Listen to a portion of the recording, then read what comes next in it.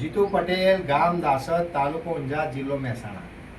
જીતુભાઈ સાથે વાત કરવી હોય તો 2 થી 3 કોલ કરવો અને માહિતી લેવી.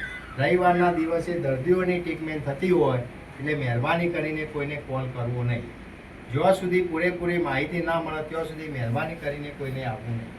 આજે આ બંને દર્દીઓની ટ્રીટમેન્ટ કરી આપણે પૂછીશું કયા ગામથી આવ્યા, કેટલા વર્ષની તકલીફ હતી ને કેટલું રિઝલ્ટ મળ્યું.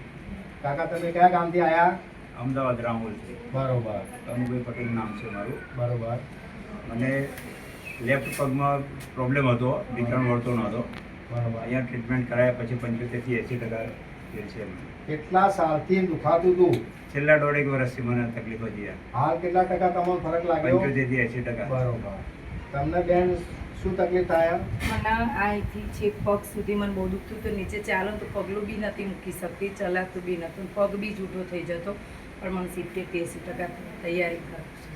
અને બધાને આવવું જોઈએ અહીંયા, દવાખાને જવું એના કરતાં અહીંની ટ્રીટમેન્ટ લેવી સારી. એમ તૈયારીમાં જ ફરક પડે. તમારું આખું નામ શું છે બેન? મારું મધુબેન કનુભાઈ પટેલ. આમ અમે મોડાસા માલપુર ના પર રહીએ, અમદાવાદ રહે. બરોબર. આ બંનેને સારામાં સારું એવું રિઝલ્ટ મળેલું છે. આવા કોઈ પણ હોય તો જીતુ પટેલ પાસે આવજો. જય હિન્દ.